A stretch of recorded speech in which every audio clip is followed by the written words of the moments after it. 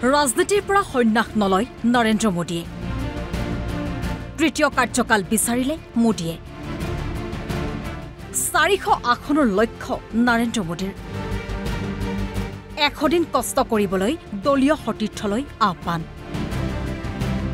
আগন্তুক নিৰ্বাচনত 400খন আসন লাভ কৰাৰ লক্ষ্যৰে প্ৰধানমন্ত্ৰী নৰেন্দ্ৰ মোদীয়ে দলীয় কৰ্মীসকলক আগন্তুক 100 দিনলৈ উৎসাহেৰে কাম কৰিবলৈ আহ্বান জনাইছে। দিল্লীৰ ভাৰত মণ্ডপমত অনুষ্ঠিত বিজেপিৰ ৰাষ্ট্ৰীয় অধিৱেশনৰ দ্বিতীয় দিনা তেওঁ দলীয় কৰ্মীসকলক প্ৰতিজন ভোটাৰৰ কাষ চাপিবলৈ আহ্বান জনালে। अब अगले 100 दिन नई ऊर्जा, नया उमंग, नया उत्साह, नया विश्वास, नए जोश के साथ काम करने का है। हमें सबका विश्वास हासिल करना है और जब सबका प्रयास होगा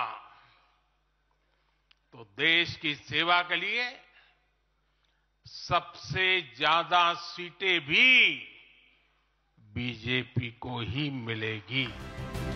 বিজেপি ৰাজনীতিৰ বাবে নহয়, ৰাষ্ট্ৰনীতিৰ বাবে ৰাজনীতিত আছে বুলি মন্তব্য কৰি মোদীয়ে কয় যে তেওঁ ক্ষমতা ভোগ কৰিবলৈ নহয়, দেশ আৰু জনসাধাৰণক শক্তিশালী কৰিবলৈহে তৃতীয়টো কাৰ্যকাল বিচাৰিছে।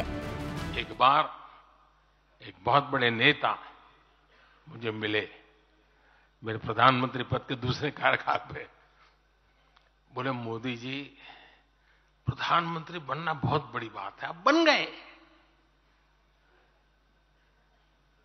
आपने इतने दशकों के संगठन का भी काम कर लिया, मुख्यमंत्री के रूप में भी इतना लंबा समय रह चुके, प्रधानमंत्री में भी दोबारा आ गए। अब इतना काम पा लिया है, अब तो थोड़ा बैठो, आराम करो, बहुत कर लिया। ये उन्होंने मुझे कहा था। उनकी वो भावना राजनीति के पुराने अनुभवों से थी। लेकिन साथियों, हम राजनीति के लिए नहीं, राष्ट्र नीति के लिए निकले हैं। দলীয় কৰ্মীসকলক আহ্বান জনাই প্ৰধানমন্ত্ৰীয়ে কয় যে 18 বছৰ সম্পূৰ্ণ হোৱা যুৱক যুৱতীসকলে 18 লোকসভা নিৰ্বাচন কৰিবলৈ ওলাইছে। সেয়ে এইসকল ভোটাৰৰ কাষ চাপিবলৈ তেওঁ দলীয় কৰ্মীসকলক আহ্বান জনায়। आज 18 फरवरी है और इस कालखंड में जो युवा 18 वर्ष के पड़ाव पर पहुंचे हैं वो देश की 18वीं लोकसभा का चुनाव करने वाले हैं।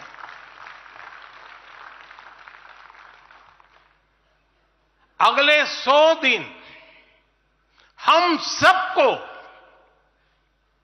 जुट जाना है। পৰিয়াল কেন্দ্ৰিক ৰাজনীতিৰো সমালোচনা কৰে প্ৰধানমন্ত্ৰীগৰাকীয়ে। आजादी के बाद वर्षों तक जिन्होंने हमारे देश पर शासन किया, उन्होंने एक व्यवस्था बना दी थी। उस व्यवस्था में कुछ बड़े परिवारों के लोगों को ही सत्ता के केंद्र में रहे, उनके आसपास रहने वाले लोगों को ही राजनीतिक ताकत मिलती रही। अहम पदों पर परिवार के करीबियों को ही आगे बढ़ाया गया।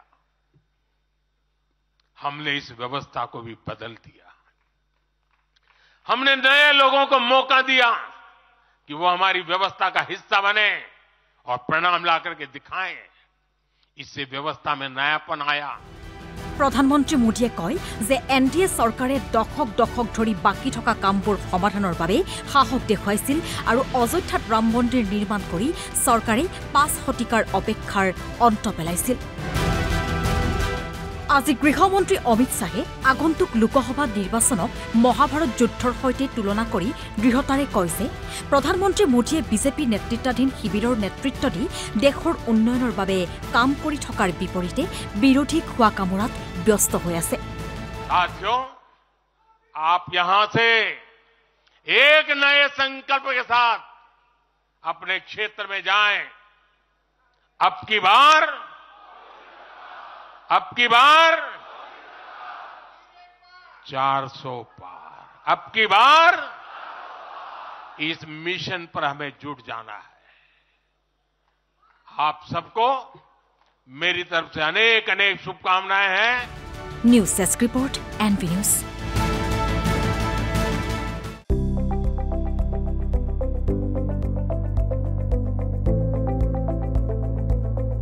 NB নিউজ, সহজ সৰল ভাষাত নৱভাৰতৰ কথা।